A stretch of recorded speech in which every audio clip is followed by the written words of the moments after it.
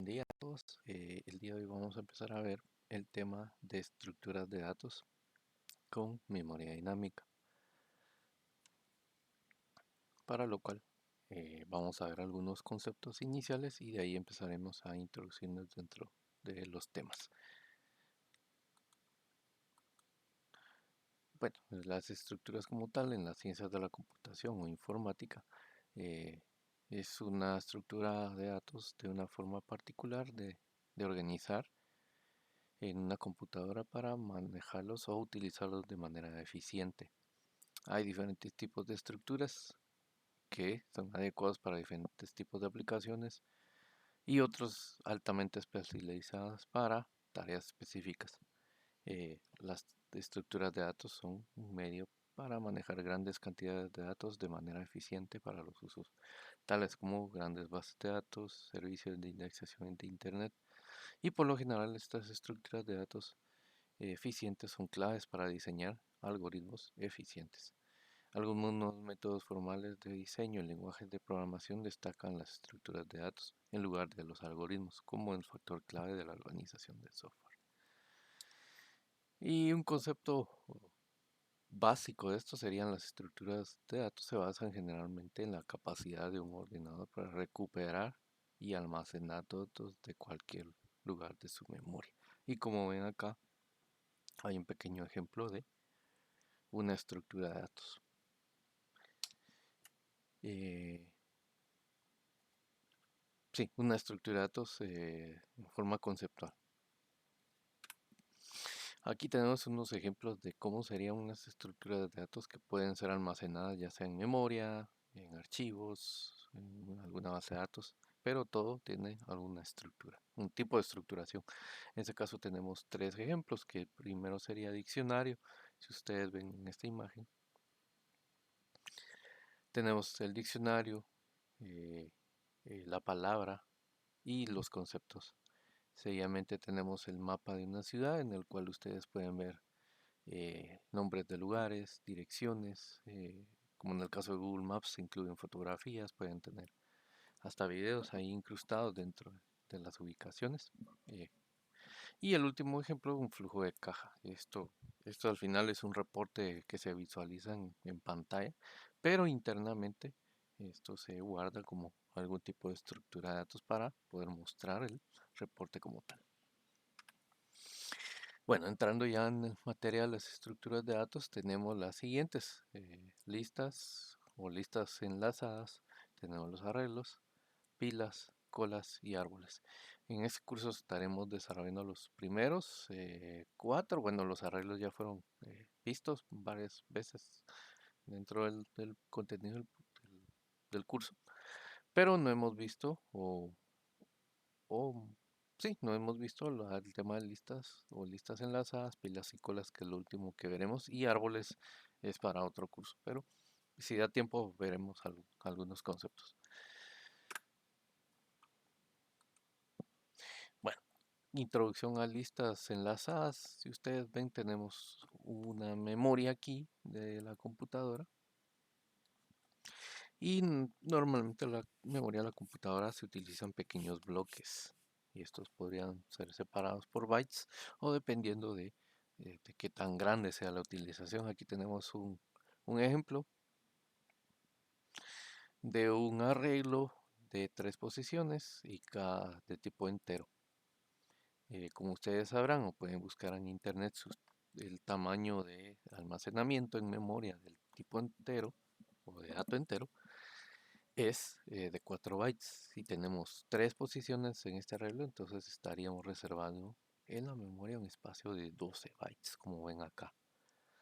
Pero también tenemos un- una variable de tipo entero largo o long int de nombre X y esto ocupa 8 bytes. Entonces aquí tengo la representación de 8 bytes de memoria reservados. Y si ven estos números pequeños de acá son direcciones de memoria. Entonces, ¿qué pasa si queremos extender el arreglo A? Y vemos que tenemos bloques de memoria continuos. ¿Sí? Aquí pueden haber un número 1, un número 2 y un número 3 almacenados en este arreglo. Pero vemos que no se puede extender más el arreglo. Entonces, sería la solución? Asignar un bloque de memoria más grande, eliminando este que ya fue asignado, porque ahorita no podemos extenderlo a que utilice la posición de memoria 512, 13 y así sucesivamente, porque ahorita contiguamente hay algo que la está ocupando. Entonces tendríamos que borrar ese bloque de memoria y, em, y de esa forma crear uno nuevo y asignar más memoria. Pero ¿qué pasa si nuevamente nos quedamos sin memoria porque la necesitamos y ocurre lo mismo que antes? Eh, entonces la solución sería utilización de estructuras de datos de forma dinámica. En este caso podríamos decir listas enlazadas.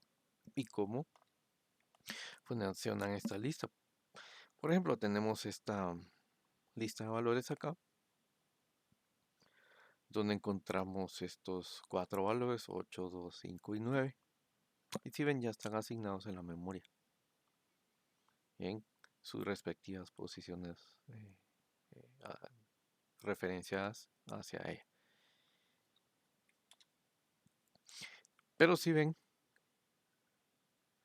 aquí no hay, pues es una lista de valores, pero cómo la podemos manipular o cómo está, eh, si ven, está en bloques de memoria separados.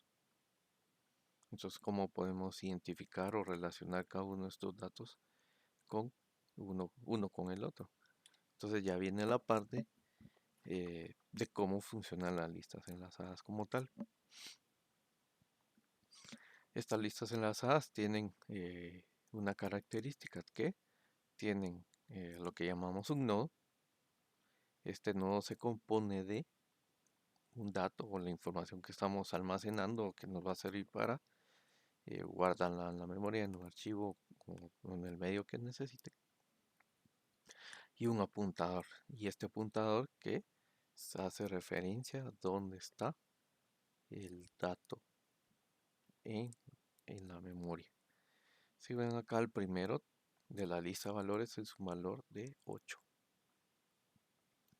Y hacemos o asumimos que este sería el valor de la posición de memoria, porque si se recuerda cuando vimos el concepto de punteros, podríamos mostrar o podíamos mostrar en qué posición de memoria estaría. Yo aquí solo estoy asumiendo que es una posición 406 allá asignado en la memoria, pero realmente tiene otra forma de representación, pero para hacernos más fácil, utilizo este tipo de nomenclatura.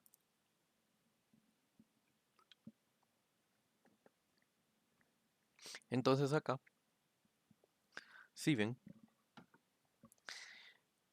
el primer nodo, que es el nodo inicial, tiene el valor de 8 que está aquí, y el apuntador tiene un valor de 430 y hay una flecha que hace referencia a este dato.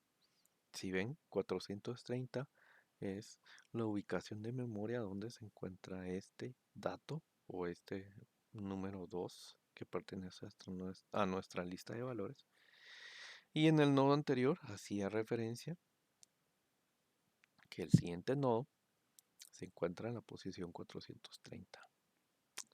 Si bien en la segunda posición de nuestra lista apunta hacia 516. ¿Y qué encontramos en 516? Oh, tengo un error aquí. No era 2, era 5, pero nos funciona.